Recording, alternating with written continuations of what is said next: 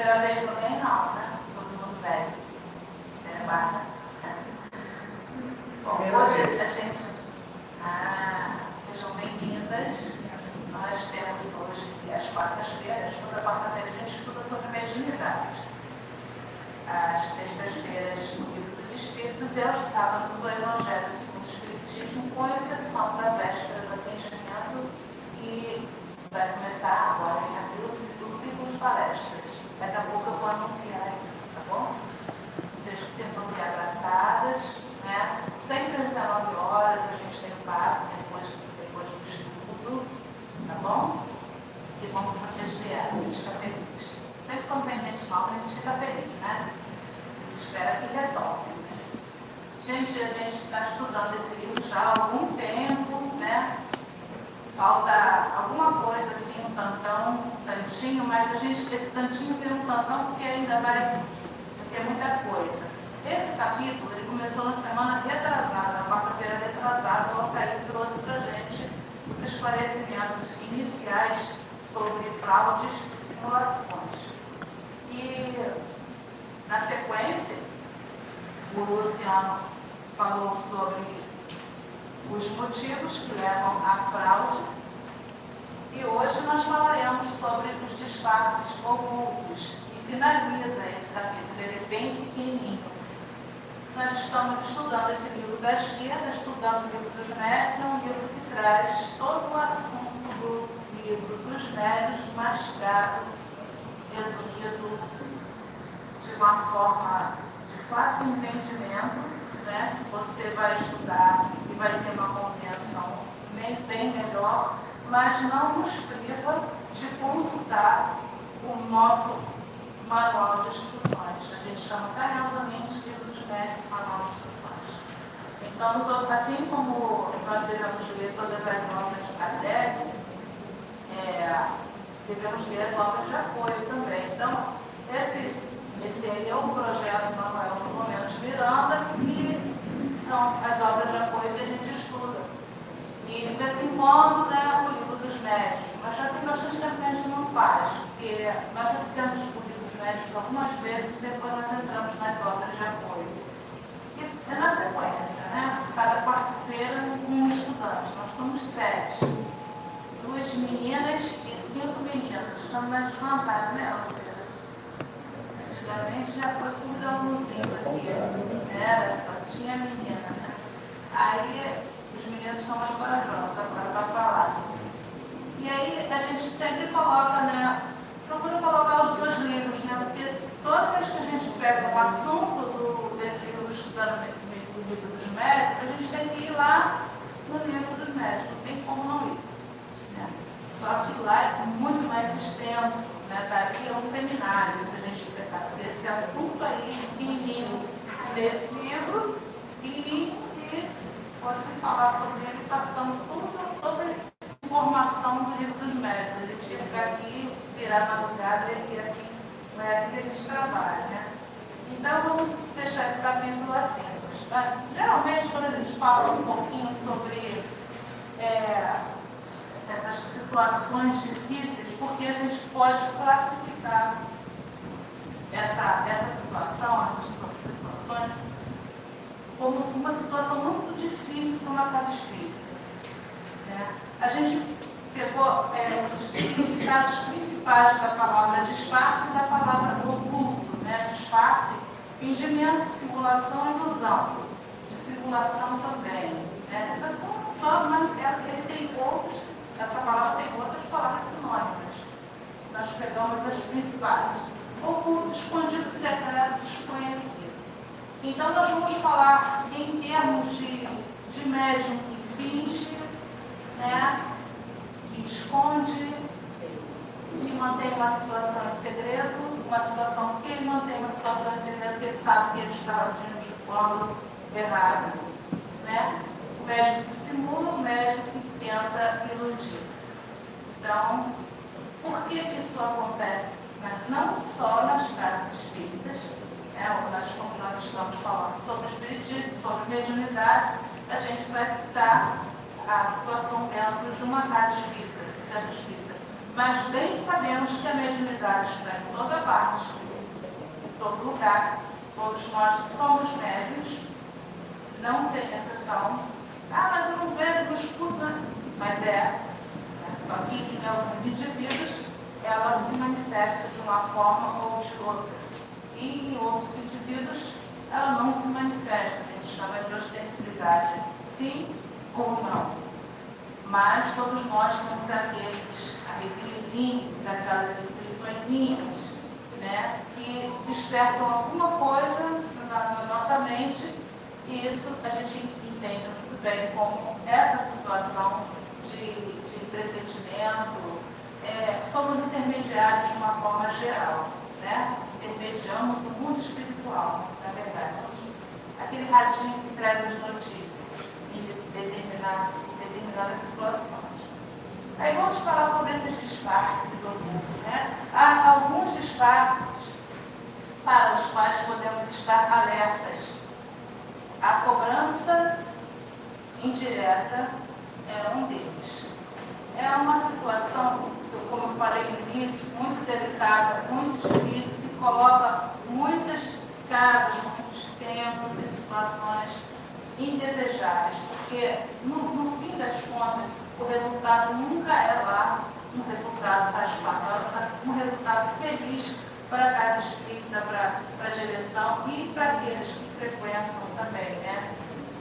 Uma frasezinha muito usada para requerer esses supostos auxílios, a cobrança direta, que é usada, pedimos apenas uma contribuição espontânea para comprar materiais. É a mesma coisa que a gente é capaz de aplicar o passe, depois passa ali naquela portinha e deixa um dinheirinho para a gente, porque a gente aplicou o passe, você está saindo daqui todo revigorado, né? Recebeu aí as energias benfazejas que vieram do alto, né? Então, deixa lá a sua contribuição, né? Colocar aqui uma caixinha, com gasofilasse, quem sabe, né? Uma cestinha para passar, né? É um inconveniente, estaríamos vendendo orações, estaríamos vendendo passes, estaríamos vendendo indulgências. Trabalhamos com atendimento médico espiritual no sábado domingo agora, que passou, que mencionou ainda há pouco, né? E a única coisa que a gente pede, se puder, né, trazer, alimento não perecível, para a gente ajudar a quem precisa ser ajudado. Então, todo mundo ajuda todo mundo. Mas eu não comprei nada, queria contribuir. Eu quero contribuir, de alguma forma, para agregar um pouco mais de arroz às cestas e tudo, diferente. Nós não pedimos a contribuição em valores financeiros, nós pedimos a contribuição material. Tem a campanha da fralda geriátrica que a casa está fazendo agora para a casa do Altair levar para o abrigo lá de Campo Grande, dos velhinhos. É um abrigo que ele é mantido por casas espíritas. Então, as pessoas trouxeram as fraldas. A campanha continua, os velhinhos estão lá, né? Sempre precisar das fraldas. Então, a gente tem que estar pedindo ajuda para ajudar e não para colocar no bolso. É disso que o assunto, desse ponto o assunto se refere. Até coloquei aqui um retratinho dos dividendos, né? O dinheirinho. Então, inclusive é uma situação que incomoda porque você chega num templo, né? Num templo religioso. Vamos colocar templo religioso.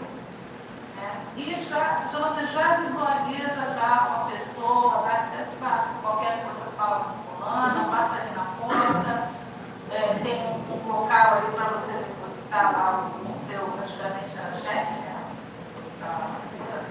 Então, é uma coisa que fica inconveniente para casa, para o tempo, porque dá esse entendimento de que você está vendendo o que você deveria estar doando.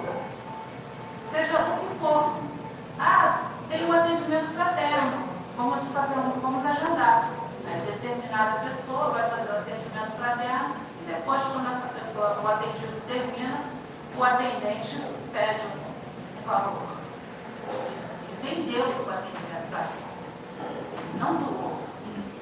E a bandeira do Espiritismo é a caridade. Fora da caridade não há salvação. Então, se a gente fala em caridade, a gente fala em doação, em amor ao próximo, em amor em movimento.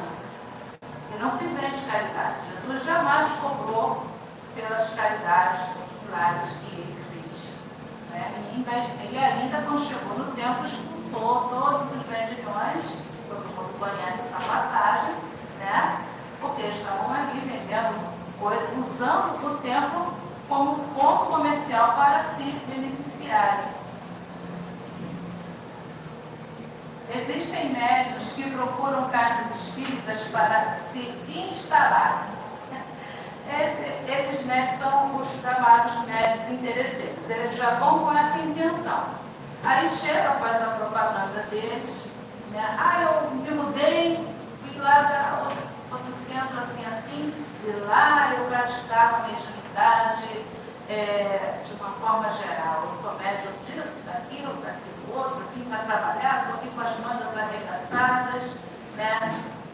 E aí ele sonda o local, ele percebe como são as direções, como é o comportamento dos diretores, procura o ponto fraco da casa, né? Nós não somos perfeitos, gente. A casa espírita tem lá os seus pontos fracos. E a gente pede perdão, por isso a gente erra na tentativa de acertar, é normal. E à medida que as pessoas dão suas opiniões, é justamente para a gente retratar, verificar o que a gente fez de errado, para a gente melhorar, consertar, não é assim? Somos seres humanos. E erramos, né? Aí esse médium interesseiro, ele se planta, né? Aqui é bom, aqui é legal, tem bastante gente. Hoje, então, o médium interesseiro, ele está bem interessado. Tem bastante gente, está todo mundo bonitinho, a gente tem celular, então aqui eu vou ficar. Aí ele começa a enganar a direção, enganar as pessoas, se fazendo daquele médium bonzinho, e ali ele vai cavar o que ele quer realmente retirar, né, que é vender sua mediunidade. Nós tivemos problemas aqui, muito tempo atrás, no atendimento médico espiritual, determinado médium. A equipe, na verdade, era uma equipe que não era o pessoal não era da casa espírita, da nossa casa espírita. Eles eram de outro lugar, lindo, peito aberto, um coração cheio de amor. E a gente teve um problema. Depois veio que uma determinada pessoa estava distribuindo cartões de visitas dentro da enfermaria. E esses cartões de visita chegou até as nossas mãos e lá a pessoa dava o endereço, o valor da consulta, né, para que os pacientes procurassem esse atendimento mediúnico, atendimento médico espiritual diretamente na casa da pessoa e lá sobre o pagamento. E são escândalos, né? São escândalos que são mencionados no Evangelho. São escândalos necessários, mas é daquele por onde vier o escândalo, assim está escrito. Então, as casas, eles procuram as casas que são dirigidas por lideranças honestas, porém ingênuas. Né? Eles vão verificar o campo que eles estão pisando. Lugar pronto, com clientela constituída, né? Esse lugar não vai quase ninguém, tem pouca gente, não interessa. Quanto mais, eles têm lugares que são banca aquele médium bonzinho, aquele médium honesto, aquele médium santo, né? Um santo tratado. Ele consegue enganar a equipe de uma certa forma, de dirigente, até um certo ponto. Porque aquele médium está, você pode enganar uma pessoa por algum tempo, não você não vai enganar todo mundo o tempo todo.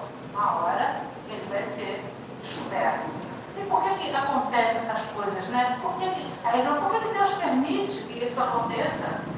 Precisa acontecer. Para nos ensinar, para nos colocar vigilantes, né? Para nos colocar de olhos bem abertos e procurarmos analisar, né? Que tipo de pessoa veio a casa antes de entregar nas mãos dela um trabalho tão sério quanto o trabalho mediúnico. Né? Porque a mediunidade é coisa séria Então a gente não pode já sair plantando um médium sem saber realmente as intenções dele. E a casa que tem a cobertura moral da instituição, né, com o intuito de transferir a responsabilidade, é isso que eles querem. É a responsabilidade jurídica das ações que desenvolvem e livrem-se da desmoralização que só deles, né, quando descoberta a esperteza. Quer dizer, quando um médium faz alguma coisa que é um tipo de escândalo, qual é o nome que vai para a cruz? Da casa espírita. É a casa espírita que vai ficar pisada. E mas aquele médium que vai fazer essas coisas, ele é lá do SEAB. É a primeira coisa que vai falar. O nome da casa que vai para o pau. Né? O médium depois fica até esquecido. Ele some no mundo, ele vai procurar outro lugar para tampar, mas a casa é que fica em maus lençóis. Né? Aí um trechinho aqui que eu tirei de uma página que eu vi na internet, médiuns interesseiros. Não são apenas os que porventura exijam uma retribuição fixa, ambições de toda sorte. É esse um dos defeitos de que os espíritos zombeteiros sabem muito bem tirar partido e de que se aproveitam com uma habilidade, embalando com falaciosas ilusões os que desse modo se lhes colocam sob a dependência. Ele fala aqui sobre espíritos zombeteiros. Eles tomam a frente totalmente, né? Porque estes são os que mais se divertem com a situação. Oba, chegou um médium interesseiro. A gente já vai rodear ele para ajudar ele nas mediunidades que ele vai fazer, nos trabalhos que ele vai fazer, porque a gente vai se divertindo à custa dos iludidos. À custa dos que eles vai arrancar lá o dinheirinho que ele vai tentar arrancar. A mediunidade é uma faculdade concedida para o bem e para os bons espíritas afastam de quem pretenda fazer dela um degrau para chegar ao que quer que seja. Infelizmente, gente, a gente conhece, a gente sabe de muitos casos, né? Que as pessoas ainda existe muito isso. Mas existem muitas pessoas que cobram, praticam mediunidade, abrem uma portinha num determinado local, colocam uma placa, você até trouxe uma no poste, que eu já tinha visto, né? As pessoas oferecendo os serviços mediúnicos, né? Colocam o telefone, o WhatsApp, essas coisas, e são procurados. E aquela pessoa que está no desespero, né, que geralmente é quem está no desespero, que procura, né? Eu preciso saber, eu preciso que faça alguma coisa, eu preciso arranjar um emprego urgente, eu vou lá naquela fulana de tal, porque dizem que lá é bom. Aí vai, faz a consulta, cobra. Esse médium, muitas das vezes, ele é um médium que ele não tem noção, porque aquilo que ele está fazendo está prejudicando muito a encarnação dele, a evolução espiritual dele. Porque se ele não tem o conhecimento, não tem estudo, ele vai achar que aquilo dali é um trabalho. Você trabalha em quê? Eu trabalho no jogo curso, por exemplo, né? E cobro, pelo que eu vejo no curso, a pessoa me paga e eu compro a minha comida, eu pago a minha conta de luz. Por quê? Tem alguma coisa de errado nisso? A pessoa acha que não tem nada de errado. Mas para quem detém a informação, quem aprendeu no Evangelho de Jesus que a mediunidade ela é gratuita, porque ela nos foi dada, e assim como ela nos foi dada, ela não nos foi vendida, nós não podemos vender os trabalhos mediúnicos de forma alguma. A mediunidade é uma faculdade concedida para o bem. Os bons espíritos se afastam de quem pretenda fazer dela um degrau para chegar ao que quer que seja. Fazer dela uma forma de ganhar dinheiro.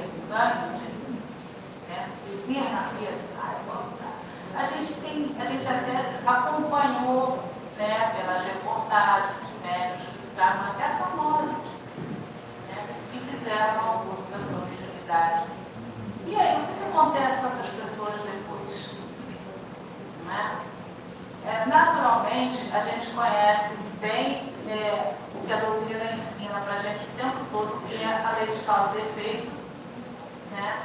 E a gente sabe que tudo que a gente planta, quem vai colher vai ser a gente mesmo. Ninguém vai colher para nós. E que esse plantio, ele é livre. Mas a colheita é sempre obrigatória. Né? A doutrina espírita sempre isso, o Evangelho explica muito sobre isso. O plantio é livre, mas a colheita é obrigatória. Então essas pessoas lá na frente vão colher ou erva daninha ou frutas deliciosas, vai depender do que plantou. Né? Casa espírita vira refém do médium. Quando isso acontece, quando ela colhe esse determinado tipo de médium, até que aquele clique, que acenda a luzinha e vê que tem alguma coisa errada, até ele chamar o médium para perceber, para falar, ela já sofreu os ataques, ela já está sofrendo os ataques do plano espiritual inferior. Por que isso acontece? O plano espiritual inferior, gente, eles articulam o tempo todo contra a casa espírita. Eles querem que as nossas portas se fechem definitivamente. Casa espírita, para eles, é uma coisa indesejável. Nós atrapalhamos o andamento das situações que eles articulam. Se tem uma pessoa que é viciada em álcool, por exemplo, e a família procura um local para ajudar, né? E essa pessoa, ela é uma pessoa perseguida espiritualmente. Aonde ele vai, tem sempre um grupo de espíritos inferiores em volta dele, tentando fazer com que ele use cada vez mais aquilo que ele costuma usar, o que ele está viciado, seja drogas. Ele está sempre acompanhado dessas criaturas que sugam dele o que eles puderem sugar no momento que eles estão utilizando aquele álcool ou aquela droga. Mais tarde, aquela pessoa vai sofrendo as consequências desses ataques. Quando ele tenta sair dessa situação, quando ele acorda e a família está ajudando, serão bem-vindos. Boa noite. Quando a família tenta ajudar, quanto mais as pessoas tentam ajudar, a casa espírita tenta ajudar e acolhe tudo, mais esses espíritos ficam incomodados.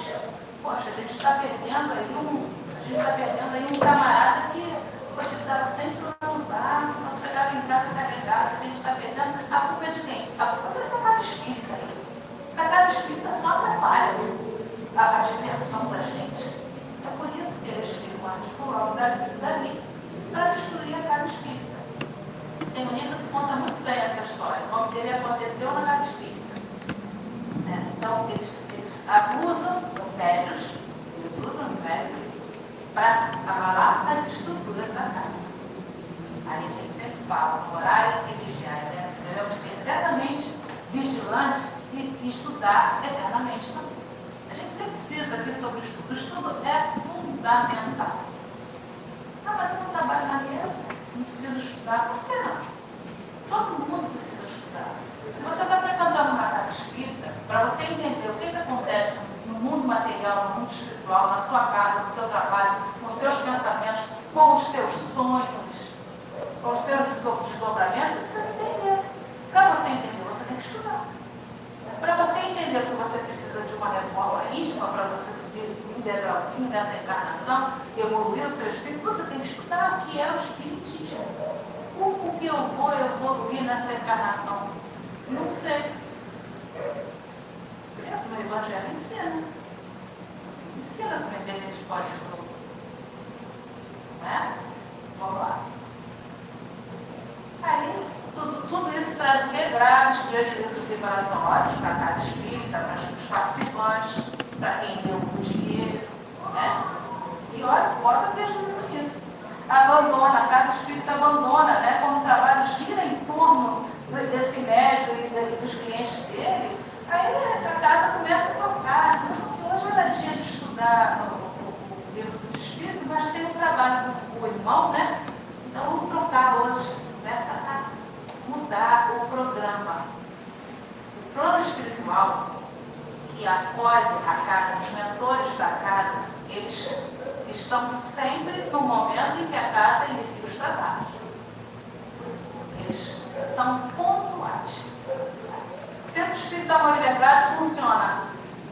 quartas-feiras de 19 às 20, são fiéis. Assim como no seu culto do Evangelho do Lar. Se o seu culto funciona toda quinta-feira às 20 horas, lá eles estarão. Eles são pontuais, eles são fiéis a Deus. Mas tudo depende do padrão vibratório da casa espírita, do padrão vibratório teu, da tua casa. Aí a presença garantida se o padrão vibratório estiver em alta.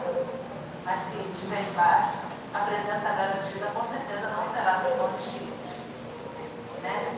Diga tu que pensas que eu te direi quem são os meus companheiros espirituais. Grandes frases de espírito. Uma aventura com consequências imprevisíveis, né? Quanto mais tempo a coisa rolar, mais dificuldade vai ter lá na frente, para casa ou para o médico, né? E aqui vai aquela perguntinha, como deve ser praticada a mediunidade? Duas perguntas. Tem o médico direito de cobrar benefícios que distribui? Depois disso tudo que a gente explicou aqui, a resposta não, né? O médico não tem esse direito, né? Kardec tratou objetivamente do assunto no capítulo 26 do Evangelho segundo o Espiritismo, quando escreveu: a mediunidade é uma coisa santa, que deve ser praticada santamente, religiosamente. Se há um gênero de mediunidade que requeira essa condição de modo ainda mais absoluto, é a mediunidade curadora. O médico dá o fruto de seus estudos, feitos muitas vezes à custa de sacrifícios penosos. O magnetizador dá o seu próprio fluido, por vezes até a sua saúde. O médico curador transmite o fluido salutar dos bons espíritos. Não tem o direito de perdê-lo. Né? Continua.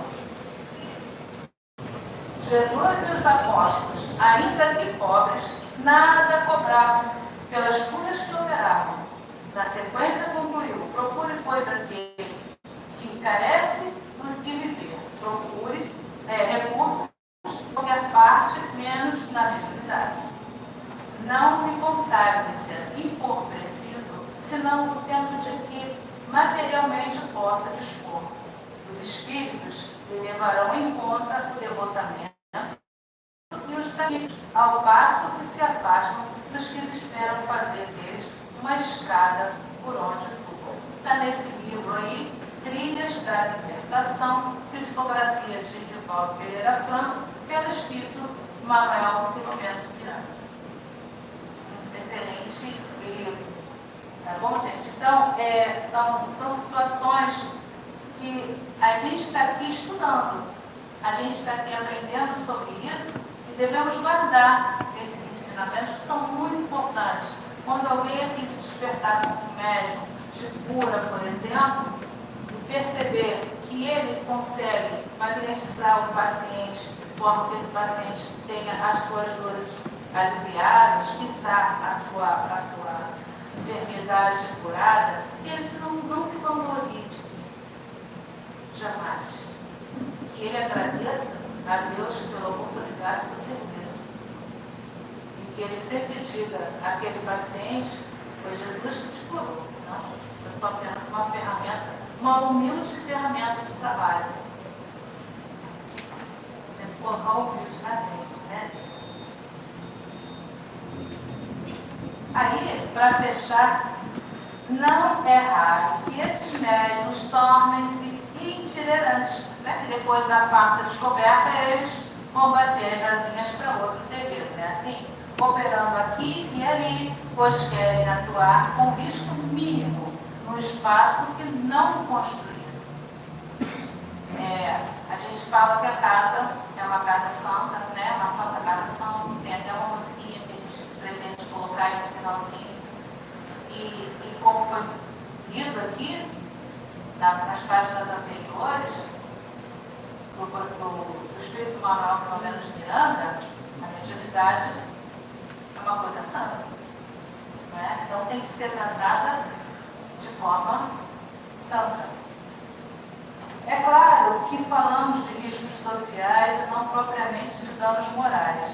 Com estes, certamente não contam, apesar de serem os mais graves, marcando a consciência desses médiuns, impondo-lhes longa trajetória de provas e expiações reparadoras nesta e em encarnações futuras. Se não fostes um bom médium na encarnação passada, terás uma segunda chance para ser um bom médium na encarnação presente. E se mesmo assim falhares, uma próxima encarnação terá mais uma oportunidade. Por que isso acontece? Porque o nosso Deus é um Deus de amor, de misericórdia. É o Deus das oportunidades. É o Deus que abre portas. Não estamos aqui para passeio. Não estamos aqui por acaso. Estamos aqui para cumprirmos as nossas missões. Na família que viemos, encarnamos, nos nossos pais, nos nossos filhos, nos nossos irmãos. Cumprir a missão. Se estamos dentro de uma casa espírita, a nossa missão é dentro da casa espírita. Se for um outro tipo de templo, se a missão for lá que seja, mas que seja uma missão cumprida, bem cumprida, e não mal.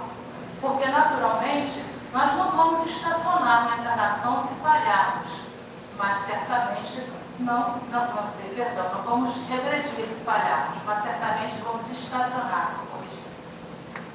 E teremos você estacionou? Não tem chance mais não. Tem sim. Tem sim. Sempre terá. Se precisar voltar 1000 vezes, a gente volta. Se precisar voltar 200.000 vezes, a gente vai voltar, porque Deus nos dará sempre uma nova chance de sermos cada dia melhores. Somos criaturas de Deus, somos filhos de Deus. E assim, é assim que Ele nos trata, como filhos, não como inimigos dele. É por isso que Ele nos dá a chance. Mas a mão tentou, ele roubou, ele matou. Mas ele vai ter a chance de se redimir, de se recuperar, de crescer espiritualmente, numa próxima vida, numa próxima passagem, seja por este ordem ou por outro, ele vai expiar as provas, como diz no texto, e vai tentar repará-las da melhor forma. A mediunidade é uma forma de reparar o que erramos no passado. Quem temos mediunidade? Você vai voltar médium, e você vai voltar médium ostensivo, e você vai ter que trabalhar muito para compensar tudo que você deixou de fazer, ou a mediunidade que você vendeu o tempo inteiro na sua encarnação passada. É a lei de causa e efeito, não é? Então, eu acho que esse é o último slide. Vamos iniciar a partir de abril, mês do Espiritismo, né? Vamos iniciar o nosso ciclo de palestras. A partir de abril, toda véspera de atendimento médico espiritual vai ter um palestrante diferente, né? E com o tema livre. Então, ele já vai abrir, né, falando sobre o desapego das ilusões materiais. No dia 16 é o ano, então ele vai falar no dia 15, no sábado. Tá bom? Desapego das ilusões materiais. A matéria nos ilude, gente. Encontro, né? Muito, né? E a gente é tão apegado, né? Até lá a gente vai saber o que o doutor vai falar para a gente. Alguém quer perguntar alguma coisa? Alguém quer acrescentar? Os estudantes da casa que está cheio de estudantes. Está todo mundo em Curitiba, mas olha, o estudante da semana que vem, por acaso, semana que vem ele vai abrir um capítulo novo. Ele vai falar sobre reuniões mediúnicas. Que capítulo legal, né? Reuniões mediúnicas no 21. Pode repetir o título do livro que apareceu aí nós atrás? Trilhas da Libertação. Trilhas da Libertação, de Paulo Franco, psicografia de Paulo Franco, pelo escrito de Manuel Filomeno Viana. Foi lá onde eu extraí aquele trecho que deu 2 páginas. Ok? Então, não percam, esse estudo ele continua, como eu falei para as pessoas de primeira vez, é uma sequência, né? É muito interessante para aqueles que já estão acompanhando, mas mesmo vendo pela primeira vez, a gente, né, sempre tenta explicar da melhor forma, acrescenta umas outras explicações, né, para que o entendimento não fique, né, assim tão difícil. Quando a gente começar um livro novo, a gente começa já anunciando esse livro novo algumas semanas antes. As pessoas já gostam de comprar, né, já adquirirem o livro para ir estudando em casa, né, e é assim que a gente trabalha. Nós falamos muito em Casa Santa, né, a Santa Casa, e o próprio estudo foi falado sobre isso, né, que nossa casa, nosso templo religioso, ele precisa ser respeitado, né, ele precisa muito ser respeitado, porque aqui é um local de acolhimento. Nós costumamos chamar a casa de pronto-socorro espiritual, né? É um pronto-socorro espiritual. Então é um lugar que deve ser respeitado, é um lugar que deve ser santificado. E essa música fala muito sobre isso. Muito legal. Vamos lá. Temos um tempinho.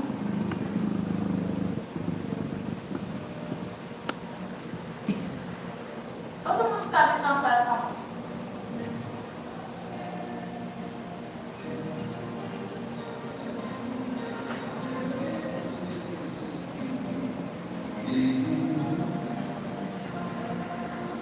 Quem souber, canta, hein?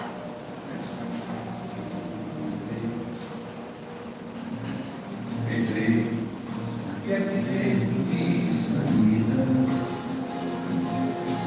Sim, foi nessa casa de amor que as pedras se embalou, cicatrizaram as feridas. Depois de muitos e muitos passos, estudo e a paciência, realidade dele, filosofia, tomei ciência. Aqui, nesta casa de oração, porém, pratiquei o evangelho. E foi nesse povo espiritual que eu conheci a vida real. Rompi de vez com um homem velho. Depois de muitas peças, palestras e aulas, ele carreguei. A casa pura santa é posto de emergência, hospital de alma, disciplinatório, transcendente de alma, lente de serviço, que amor pronto atendimento de Deus, Santa Casa. Eu fiz amigos dele, pessoas com quem posso contar. Atendimento fraterno, o mundo do evangelho lá.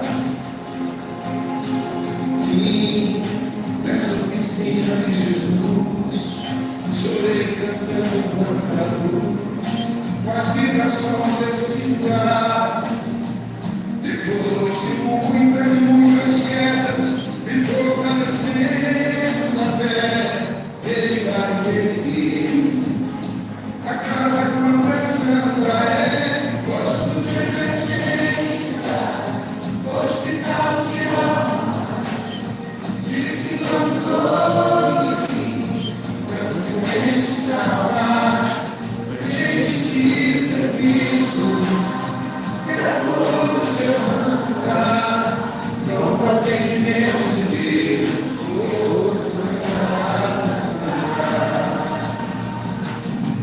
Por isso não me dou graças a Deus.